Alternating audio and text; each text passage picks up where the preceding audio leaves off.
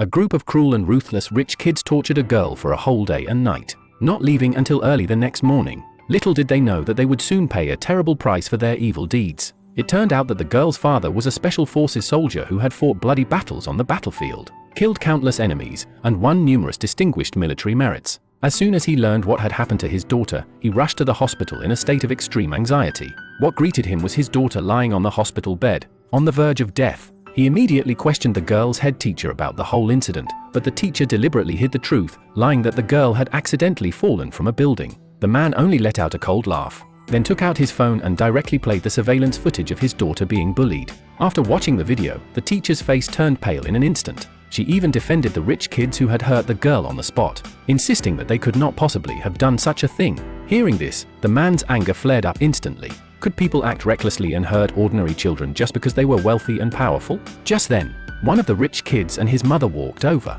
Seeing them, the teacher immediately regained her confidence and tried to persuade the man to drop the matter. Her servile attitude only fueled the man's anger. He sharply demanded to know what they had done to his daughter, but the rich kid beside him looked disdainful. He secretly messaged his friends, mocking how cowardly the girl in the hallway had been and boasting that he would have a good time today. When the man heard this, he realized that the person who had hurt his daughter was right in front of him. He could no longer contain his rage, and the violent disorder brought on by years of fighting completely erupted at this moment. He suddenly grabbed a sharp fruit knife nearby, his only thought being to avenge his daughter with his own hands. The people around hurriedly stepped forward to stop him, begging him not to act impulsively. But the rich kid kept shouting arrogantly, openly mocking the man for putting on airs and deliberately provoking him, daring him to stab him if he had the courage. As the man was about to lose total control, the richest man nearby fled in panic with his family. After returning home, the rich kid had no idea how much trouble he had caused and naively begged his mother to back him up.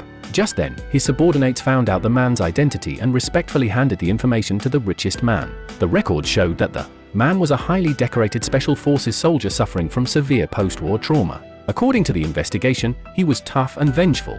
Once, after his comrade-in-arms was killed, he had wiped out an entire enemy camp with only a dagger, which was why he had developed post-traumatic stress disorder. Later, his condition gradually improved thanks to his daughter's loving care. The hospital stated that as long as his daughter was safe and sound, his illness would not flare up. But if his daughter was harmed, his condition would worsen dramatically under emotional stimulation, and he might even completely lose control and his sanity, potentially endangering the richest man's wife and son. Thinking about how his son had seriously injured the man's daughter, the richest man felt increasingly terrified. To protect his family, he immediately ordered his assistant to prepare the car and decided to personally apologize to the man. At the same time, the man was practicing hard at a shooting range, with every bullet hitting the bullseye accurately. When the hastily arrived richest man saw this, his legs went weak with fear. He immediately stepped forward, apologized humbly repeatedly, and promised to cover all the girl's future medical expenses and living costs. Unexpectedly, at that moment, the man suddenly received a call from the school.